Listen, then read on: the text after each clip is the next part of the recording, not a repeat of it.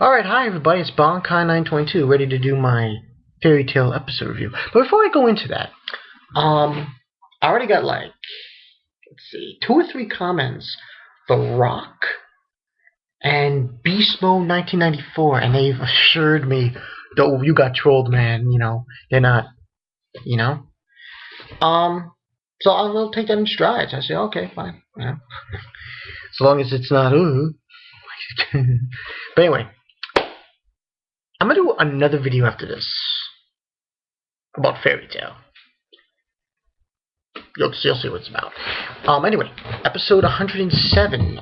This episode was called Arc of Embodiment. I didn't remember. I saw it yesterday, last night, Saturday night, so I don't remember too much of what happened. But this is basically what happened. It was pretty good. I mean, it was kind of crazy.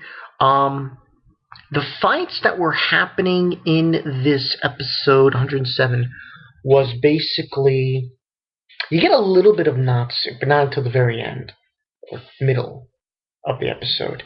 Basically, the only fights you see in this episode are Evergreen and Elfman. They're fighting against, I forgot the guy's name. He has this technique called Arc of Embodiment. They're fighting him.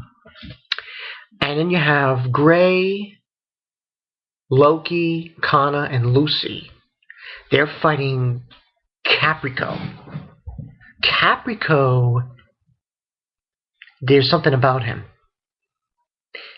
I'll get into that later. But let's start off with where the episode started off with, and that's with Elfman and Evergreen against this guy. I forgot the guy's name though. Basically what happened was they were fighting 2 things at the same time.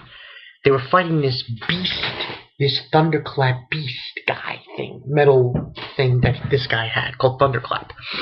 And Elfman and Evergreen were trying to figure out, how are we going to defeat him? They didn't know how they would defeat him.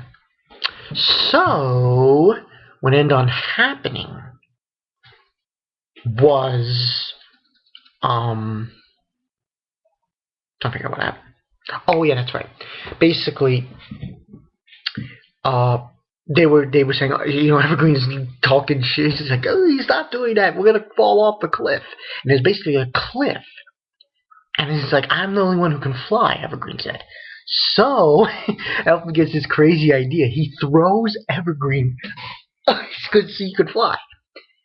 And he gets on the other side of the beast, the Thunderclap guy, and he falls down and gets destroyed. So while that happens, they defeated him, and now they got to defeat this other guy, the guy who's, the wizard. His technique originally, it's not known what he can do. And at some point during the fight, he attacks Elfman, and you think he gets stabbed, Elfman, but he doesn't get stabbed by this tentacle claw this guy's got. He grabs it and he makes it his own, and he tries to attack him, and he defends it. But what he was going for was his sunglasses. Takes them off, and Evergreen tries to use her technique with the turn to stone. Doesn't work on him. And they're all like shocked. How did it not work? And he attacks them. What happened was his power is he can imagine anything. His power is that of imagination. So anything he imagines shows up. Pretty crazy. Pretty fucking crazy. It's just pretty crazy, And then what happens is he calls forth this thing called Arc of Embodiment. Oh no, these towers. And just of darkness. And it traps Evergreen and Elfman, and he blows them up, and that's how it ends there. Well, we know from the manga, you know what's going to happen later on. But anyway, after that fight, we get into Gray, Loki, Lucy, Kana against this Caprico guy. And none of them can beat him. He's just, every turn, he's just beating them up. They can't fight him. That's when Loki realizes what he is. He realizes that Caprico is a spirit. So then he basically comes out and says it. He tells Gray and the others, you have to leave. You can't fight this battle. He just tells them to leave. Go and attack the other sins of Purgatory. So, and Lucy tries, I want to stay. She's like, go. He's like, go. And he gets yelling, and then Lucy looks at him and says, you better make sure you come back to me. And then, it's like an emotional scene. And then, during the fight, Loki realizes towards him and towards the others, he told them that he's a spirit. That was the secret. He was a spirit. And he starts fighting him, blah, blah, blah. And then the truth comes out. Caprico realizes who Lucy is.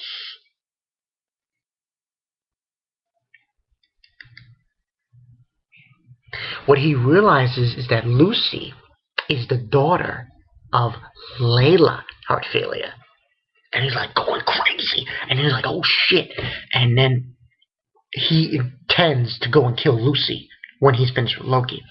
Then while that's going on, after that whole situation's over there, we move on then to Natsu, who's been healed by Wendy. And he's like, he's smelling Wendy like some weirdo. But a weird thing comes to fruition of what he was saying, Natsu, saying that he recognizes the scent on Wendy, saying that it was a later episode, the one where they were fighting Deliora for the Gray thing, with Gray and that whole thing. The guy who was there, who was helping Leon and everything. Natsu recognizes the scent and realizes he's on this island, supposedly, and he's going to run after him. I don't know who they're referring to. And there's actually a scene with, L-Tier and, what's his face? Zareth. A scene there. And that's how it more or less comes to an end, this episode. It was good. The episode was okay. I mean, personally, I think the whole thing with the beginning of the episode was pretty damn good. With the whole arc of embodiment and the fact this guy can just imagine something and it disappears. That's pretty crazy. All these guys from Sins of Purgatory, they are tough as shit.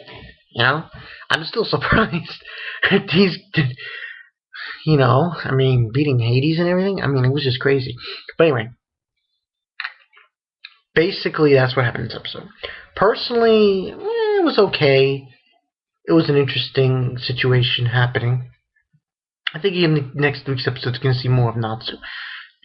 With the episode, I decided to review these episodes because I figured I might as well do a double shot Fairy Tail.